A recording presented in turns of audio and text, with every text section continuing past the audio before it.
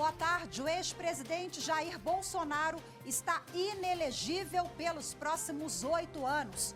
A decisão é do Tribunal Superior Eleitoral. Os ministros consideraram que houve abuso de poder político por parte do ex-presidente da República, em reunião com embaixadores estrangeiros em julho do ano passado. No encontro, Bolsonaro atacou sem provas o sistema eleitoral brasileiro. Eu sou Rafaela Vivas e esse é um dos destaques do dia. Vamos aos demais. Na sessão de encerramento do semestre, ministra Rosa Weber, presidente do Supremo Tribunal Federal, destaca o trabalho feito pela Suprema Corte após os ataques antidemocráticos de 8 de janeiro. A união de forças, o espírito de colegialidade, a incansável dedicação de todos à nossa missão institucional. A presidente do Supremo destaca ainda o balanço das atividades dos 6 primeiros meses de 2023. No período, foram proferidas 50.162 decisões. E ainda termina no dia 11 de julho o prazo para os municípios, estados e Distrito Federal enviarem os projetos para ter acesso aos recursos da Lei Paulo Gustavo.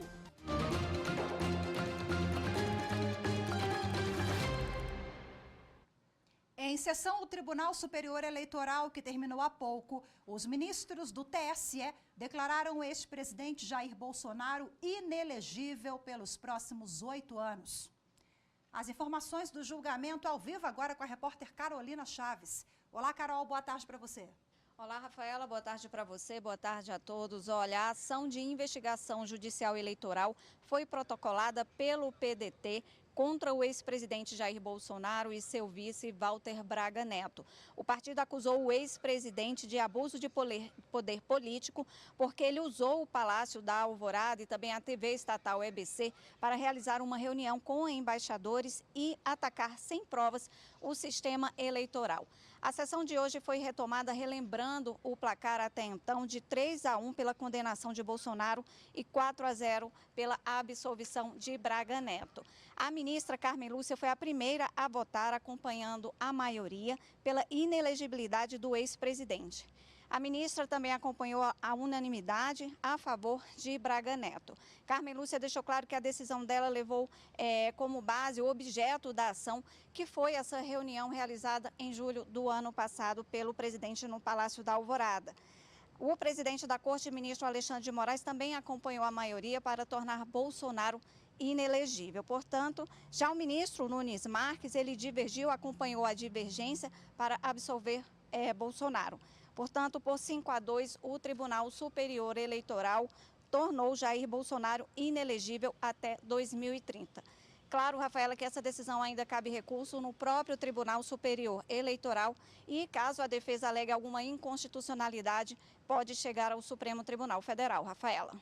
Carolina Chaves, muito obrigada mais uma vez pelas suas informações. O Supremo Tribunal Federal fez hoje a última sessão antes do recesso do Judiciário. A ministra Rosa Weber, presidente da Corte, destacou que este foi um semestre atípico em função dos atos antidemocráticos do dia 8 de janeiro, mas que marcou o esforço do Supremo Tribunal Federal para resguardar a democracia. Na invasão criminosa desta sede histórica da nossa casa, naquilo que chamamos o dia da infâmia, que foi o dia 8 de janeiro. Um dia que desafiou a força institucional da nossa Suprema Corte, como guardiã da Constituição, e também a resiliência dos nossos valores democráticos e da plena cidadania.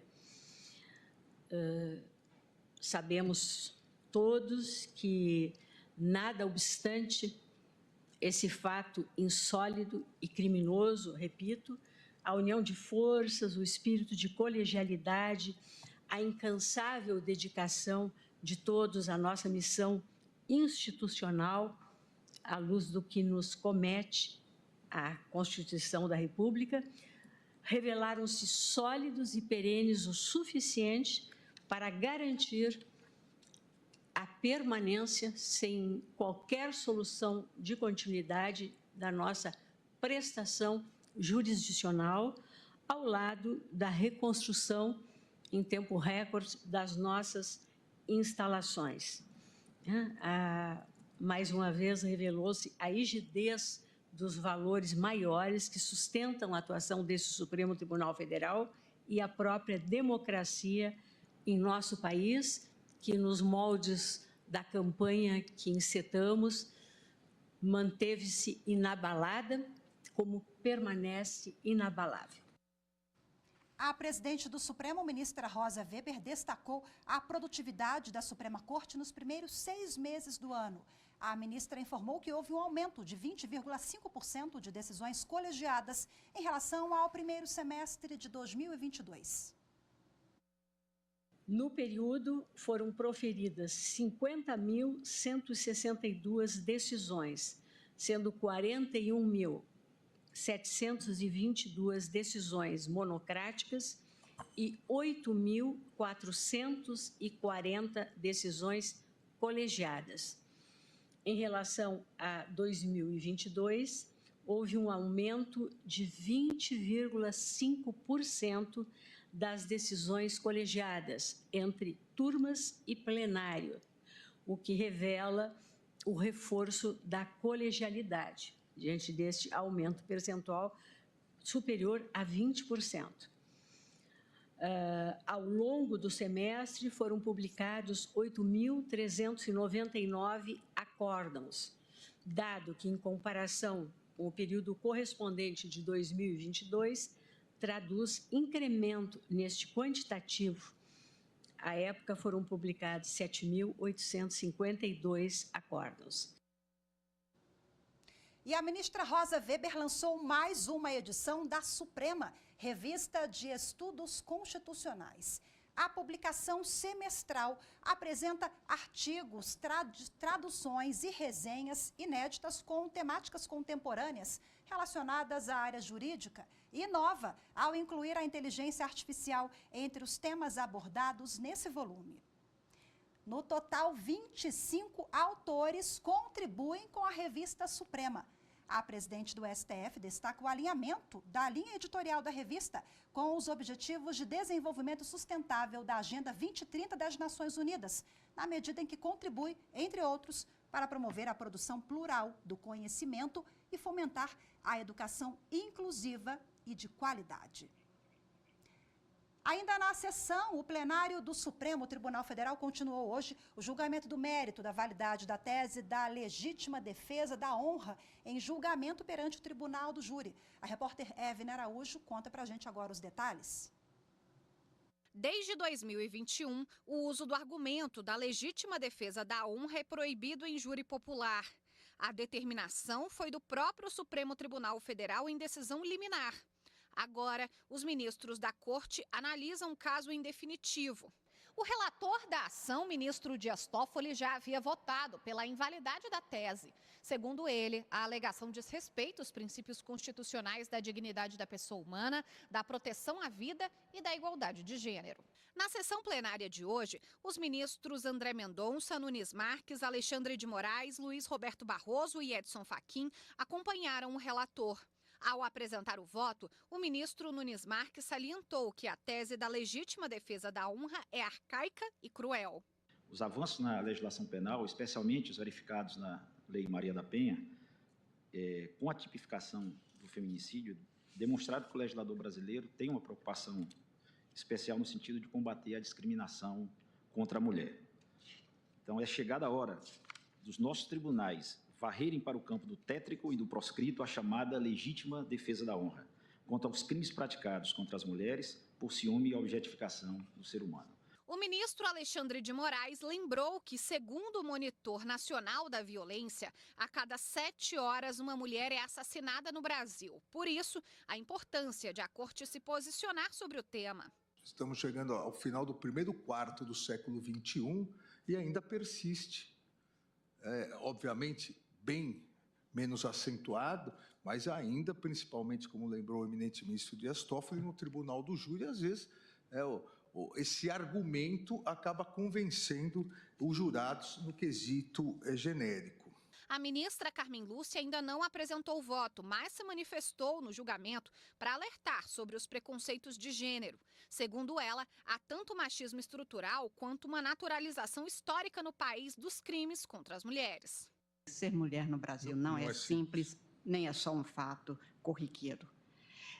Para dizer da gravidade que é de todos os preconceitos que nós sofremos, a violência que leva à morte não é por um simples fato. Ser mulher no Brasil é algo muito, muito sério para ser levado a sério por cada um de nós brasileiros, mulheres e homens, como está sendo feito aqui. Já o ministro Edson Fachin acompanhou o voto do relator, mas foi além para dar procedência integral à ação. Eu estou propondo um passo um pouquinho mais largo para dar a interpretação conforme ao parágrafo 2º, inciso 3º do artigo 483, para excluir da interpretação do quesito genérico a que implique a repristinação da odiosa figura da legítima defesa da honra, de modo que a decisão do Tribunal de Justiça que anula tal decisão é compatível com a garantia da soberania dos vereditos do Tribunal do Júri. Após o relator reajustar o voto para também dar procedência integral à ação,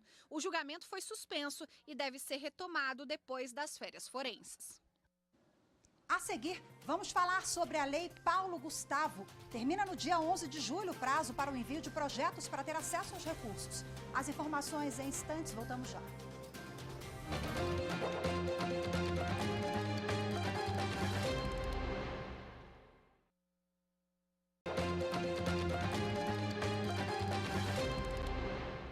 Termina no dia 11 de julho o prazo para os municípios, estados e Distrito Federal enviarem os projetos para ter acesso aos recursos da Lei Paulo Gustavo. A norma tem como objetivo fomentar a cultura. A repórter Carolina Chaves tem as informações. A Lei Paulo Gustavo foi aprovada em 2022 como uma medida emergencial para ajudar o setor a superar o impacto da pandemia. O faturamento das empresas ligadas à economia criativa, que engloba a cultura, chegou a amargar uma queda média de 64% em 2021, quando comparado ao período anterior à Covid-19. A medida provisória assinada pelo ex-presidente, que regulamentava a aplicação da lei, foi questionada no Supremo Tribunal Federal por adiar o repasse dos recursos. Em votação no plenário, os ministros da Corte garantiram o repasse até o fim deste ano. A Lei Paulo Gustavo garante a transferência de 3 bilhões e 800 milhões de reais para os municípios, estados e o Distrito Federal, desde que apresentem até o dia 11 de julho o plano de trabalho com as iniciativas programadas para o setor durante o ano. Segundo o Ministério da Cultura, mais da metade dos municípios ainda não tem plano aprovado. Foram autorizados quase 2.600 planos. 432 estão em análise, quase 2.000 ainda não foram cadastrados. Dos 3 bilhões e 800 milhões de reais destinados, já foram autorizados 1 bilhão 180 milhões. Para ajudar os gestores, o Ministério da Cultura criou o plantão Tira Dúvidas sobre como fazer o plano de trabalho. Já o Sebrae realizou uma série de capacitações durante todo o mês. O circuito começou desde final de maio e termina na semana que vem. Então, ainda existem algumas ações para acontecer e as ações que já aconteceram foram gravadas e podem ser disponibilizadas, porque a gente entende que é um conteúdo que precisa ser democratizado, né, para mais municípios e estados terem acesso e terem mais facilidade em enviar seu plano e não perder de forma alguma essa oportunidade. E para detalhar o assunto, a repórter Carolina Chaves conversou com a advogada Aline Akemi Freitas. Ela é especialista em setor cultural. Vamos acompanhar. Doutora Aline, muito obrigada pela participação aqui na TV e na Rádio Justiça. E eu já pergunto como funciona a Lei Paulo Gustavo e o que motivou a criação dela. O que motivou a criação da Lei Paulo Gustavo foi justamente as consequências da pandemia da Covid-19 no setor artístico. Então, na linha do que foi a Lei Aldir Blanc, veio também a Lei Paulo Gustavo como uma medida emergencial para o setor cultural, que foi um dos primeiros a serem diretamente afetados pelo fechamento, né, de todos os espaços. No caso da Lei Paulo Gustavo, diferente um pouco do que foi a Lei Aldir Blanc, a gente tem duas fontes de recurso que 2/3, basicamente, 2,7 bilhões, vem do Fundo Setorial do Audiovisual e 1 bilhão vem do Fundo Nacional de Cultura.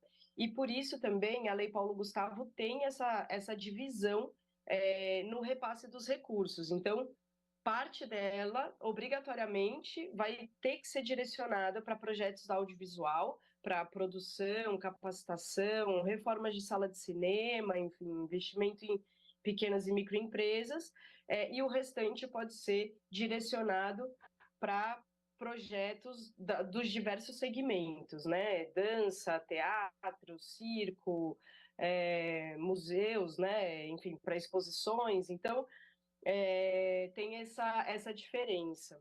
Existe outra lei também de incentivo à cultura, né? Existe a Lei Rouanet e agora a mais recente, a Lei Paulo Gustavo. Eu queria que a senhora falasse a diferença entre essas duas leis. A Lei Rouanet, ela, enfim, no fim ela prevê 3 mecanismos, né? Mas o mais falado realmente é um mecanismo de incentivo fiscal, onde o produtor ou o artista precisa apresentar o projeto ao Ministério da Cultura.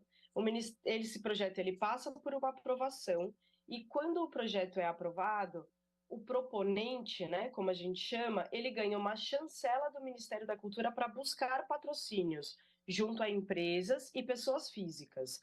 Então, ou seja, no caso da Lei Rouanet, no mecanismo do incentivo fiscal, quando o proponente aprova um projeto, ele não recebe os recursos diretamente do Ministério da Cultura. Ele vai ter que buscar o patrocínio junto a contribuintes do imposto de renda. Já na Lei Paulo Gustavo, haverá distribuição direta dos recursos. O Ministério da Cultura faz o repasse dos recursos para os estados e para os municípios, e os estados e municípios depois vão ter que abrir os seus editais para poder repassar esse dinheiro diretamente. Esse dinheiro ele vai poder ser repassado de algumas formas. Então, a legislação hoje prevê a possibilidade de repasse de recursos por meio de prêmios, por meio da celebração de termo de execução cultural. Então, a própria legislação vai trazer ali os formatos em que esses recursos vão poder chegar diretamente aos produtores. Apesar desse repasse direto, né, com a Lei Paulo Gustavo, né, há ainda burocracia. O que está desestimulando as prefeituras? Não há muita burocracia. O Ministério da Cultura vem também publicando bastante material sobre o assunto, tanto em formato de vídeo, quanto tem feito conversas, tem feito sessões de tirar dúvida para gestores. Então, ou seja, o município precisa se cadastrar, aqueles que não forem cadastrados ainda na plataforma Transfere.gov. Então, tem o cadastro. Depois do cadastro feito, o município precisa, então, preencher um formulário digital para dizer como é que ele vai gastar o dinheiro, né? Como é que ele vai executar aqueles recursos. E o Ministério da Cultura tem dito que, nesse momento, não há necessidade de apresentação de um plano de ação detalhado sobre o uso desses recursos, né? Então, é a apresentação de um plano de ação simplificado. Depois de assinado o termo de adesão, abertas as contas, recebidos os recursos e o município, então, de fato, fizer alteração na lei orçamentária para poder executar esses recursos, aí sim, o município vai fazer escutas junto ao setor cultural para poder, a partir disso, lançar os editais. Então, nesse momento, não há burocracia para apresentação do plano de ação. Ok, doutora, é isso. Muito obrigada mais uma vez pela participação aqui na TV e na Rádio Justiça. Eu é que agradeço, Carolina. Obrigada. A seguir, Supremo Tribunal Federal invalida normas de Santa Catarina que atribuíam poder de fiscalização a bombeiros voluntários. Voltamos já.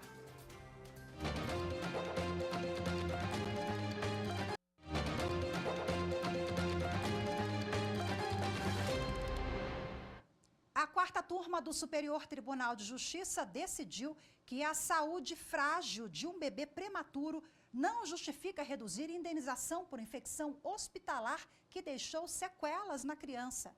Os detalhes da decisão com a repórter Marina Campos. Por unanimidade, o colegiado concluiu que o fato de um bebê ter nascido prematuro e com baixo peso não poderia ter sido considerado como um fator pré-existente para diminuir o valor de indenização em decorrência de infecção hospitalar que deixou a criança com sequelas permanentes. O bebê e seu irmão gêmeo ficaram internados em UTI neonatal por terem nascido prematuros e com menos de 1,5 kg. No local, uma das crianças contraiu infecção hospitalar e, em razão disso, teve lesão cerebral e sofreu outros danos permanentes. Em primeiro grau, o juiz fixou danos morais em R$100 mil para a criança e R$50 mil para a mãe. O valor total foi elevado para R$270 mil pelo tribunal em segunda instância, mas a corte reduziu a verba indenizatória em 50%. No STJ, o ministro Marco Buzzi destacou que o tribunal de origem, apesar de reconhecer a falha na prestação de serviço pelo hospital, adotou a teoria da equivalência dos antecedentes para concluir que a prematuridade e o baixo peso do bebê foram predominantes para as sequelas causadas pela infecção hospitalar. No entanto, para o ministro, o quadro de saúde do bebê era conhecido do hospital e, por isso, deveria ter sido objeto de maior zelo no cumprimento dos protocolos sanitários. O que ocorreu, porém, foi uma série de infecções na UTI neonatal, ensejando, inclusive, a retirada dos bebês do local. Desta forma, a quarta turma reformou parcialmente o acórdão de segundo grau, afastando a existência de fatores pré-existentes e reestabeleceu indenização por danos morais de R$180 mil para a criança e R$90 mil para a mãe. O hospital onde a criança ficou internada também deverá custear tratamento médico e pagar pensão vitalícia de um salário mínimo a partir dos 18 anos. O Supremo Tribunal Federal invalidou normas do estado de Santa Catarina que atribuíram o poder de fiscalização a bombeiros voluntários. A Constituição do Estado e uma lei estadual admitiam que eles fiscalizassem e até mesmo aplicassem sanções em caso de irregularidades. Os detalhes com Anderson Arcoverde. As normas analisadas pelo Supremo Tribunal Federal autorizavam os bombeiros voluntários a realizarem vistorias e fiscalizações, além de lavrar autos de infrações referentes a normas de segurança contra incêndio e pânico. O relator, ministro Dias Toffoli, lembrou que apenas a União pode criar normas gerais sobre a organização de corpos de bombeiros militares e, segundo lei federal, o poder de polícia é restrito a entidades estatais. O ministro explicou ainda que as atividades de fiscalização e de imposição de sanção pelo descumprimento de regras são típicas do poder de polícia, por isso não poderiam ser exercidas por bombeiros voluntários. O voto do relator foi acompanhado por todos os outros ministros que participaram da sessão. Em Mato Grosso, acadêmicos de Direito do Univage, Centro Universitário de Várzea Grande, fizeram um tour pelo Palácio da Justiça e conheceram um pouco sobre o funcionamento do Poder Judiciário. A iniciativa faz parte do projeto Nosso Judiciário. A reportagem é de Eli Cristina. De portas abertas, o Tribunal de Justiça de Mato Grosso recebeu os acadêmicos do Centro Universitário de Várzea Grande, Univag, do primeiro, segundo e terceiro semestres do curso de Direito, por meio do projeto Nosso Judiciário. Durante a visita, os estudantes puderam conhecer um pouco sobre o funcionamento do Poder Judiciário e assistiram a uma sessão de julgamento presidida pelo desembargador Márcio Vidal. Para mim é uma oportunidade imensa, né? Porque para a gente estar aqui hoje, fazendo essa visita, conhecendo coisas históricas, conhecendo juízes também, é uma oportunidade única. Os estudantes também tiveram a oportunidade de conversar com uma magistrada e conhecer um pouquinho da trajetória dela. A magistratura exige estudo constante, atualização constante, faz parte da magistratura estar à disposição, atender as pessoas e, principalmente, ter em mente que a sua decisão faz a diferença na vida de alguém. E já no primeiro semestre, ter a oportunidade de conhecer um Tribunal de Justiça. E nós acabamos assistindo 3 julgamentos interessantes, para eles é maravilhoso. Isso realmente é o acesso à justiça. Vivenciar como trabalha o Poder Judiciário. No primeiro semestre de Direito e querendo ser juíza, fazer magistrada, eu acho que foi uma oportunidade gigantesca que a Univag deu para a gente. Hoje ficamos por aqui, muito obrigada pela sua companhia. Ótima tarde, excelente fim de semana, até segunda-feira. Tchau, tchau.